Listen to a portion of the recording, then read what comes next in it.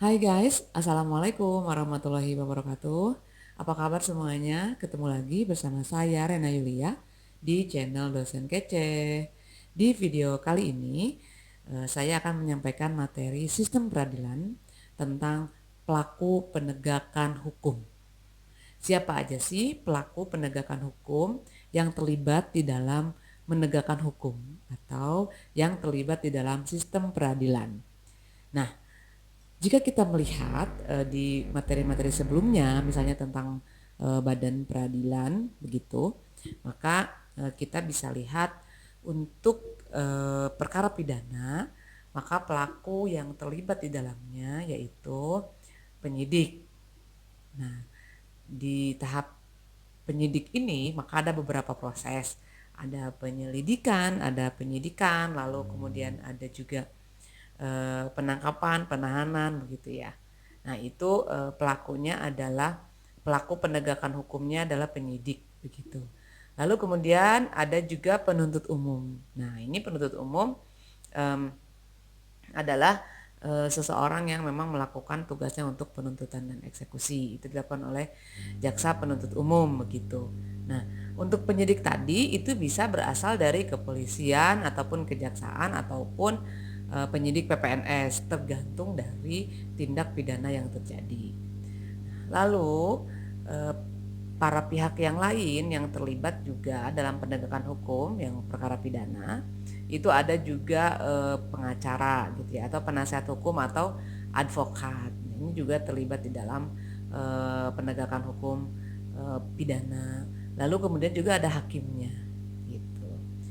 Nah, kemudian dalam perkara perdata misalnya ini ada pelaku penegakan hukum, itu adalah yang pertama hakim, kemudian ada pihak yang berperkara gitu. Jadi hakim dan pihak yang berperkara inilah yang kemudian menjadi pelaku penegakan hukum di dalam menegakkan hukum perdata begitu. Misalnya ada pengacara, ada surat, ada tergugat, ada penggugat, ada kemudian apa namanya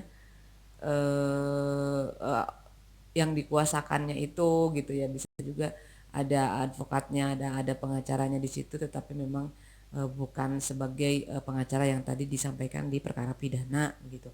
Kalau perkara perdata kan si pengacaranya menjadi kuasa dari pihak yang berperkara gitu. Tapi pada intinya yang terlibat di dalam penegakan hukum perdata itu hakim dan pihak yang berperkara gitu.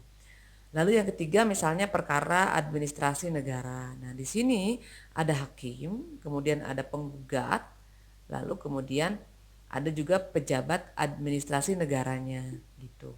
Karena memang di materi sebelumnya kita sudah bahas bahwa perkara administrasi negara itu adalah perkara yang memang melibatkan antara pejabat administrasi negara dengan pihak yang merasa dirugikan dari basicking pejabat tersebut begitu ya.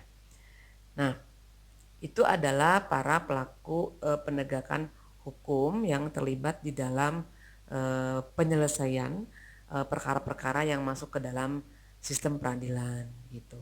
Nah, sebetulnya memang sistem peradilan ini berkaitan dengan penegakan hukum gitu, dan juga berkaitan dengan peristiwa hukumnya gitu. Karena tadi sudah disampaikan misalnya peristiwa hukumnya pidana, maka penegakan hukum yang dilakukan pun tentu penegakan hukum pidana. Nah, penegakan hukum pidana ini akan melibatkan pihak-pihak yang memang yang memang terlibat di dalam sistem peradilan pidana. Sebagaimana tadi disebutkan, ada subsistem peradilan pidana itu ada polisi, kejaksaan, kemudian advokat, hakim, sama lembaga pemasyarakatan. Nah, dan subsistem itulah yang kemudian menjadi para pelaku penegakan hukum pidana. Lalu jika peristiwa hukumnya merupakan peristiwa hukum perdata, maka penegakan hukum yang dilakukan akan melibatkan pelaku-pelaku di dalam peristiwa hukum perdata, yaitu hakim dan para pihak yang berperkara begitu. Karena ini berbeda dengan peradilan pidana. Kalau peradilan perdata maka para pihak yang berperkara itu akan dihadirkan di dalam sebuah persidangan tersebut. Tetapi kalau kalau pidana maka ada pelaku, ada juga eh, penasihat hukumnya, ada juga kemudian jaksa, ada juga korban, tetapi korban itu tidak menjadi bagian dalam keterlibatan dalam sistem peradilan gitu, hanya sebagai misalnya korban yang menjadi saksi begitu. Beda dengan dalam perkara perdata, ada pihak yang menggugat, ada pihak yang tergugat. Nah itu kemudian dua-duanya eh, hadir, dua-duanya terlibat di dalam proses penegakan hukum perdata tersebut. Begitu pula dengan perkara administrasi negara, misalnya pihak yang menggugat yang merasa dirugikan dengan basiking itu kemudian juga hadir melakukan gugatan, bisa juga diwakili oleh kuasa hukumnya.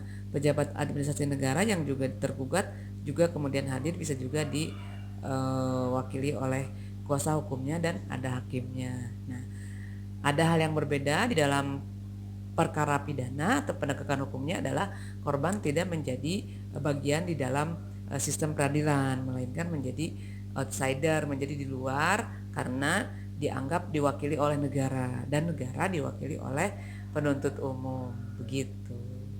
Nah, sampai di sini saja dulu materi tentang pelaku penegakan hukum di dalam sistem peradilan di Indonesia. Terima kasih atas perhatiannya, tetap jaga kesehatan.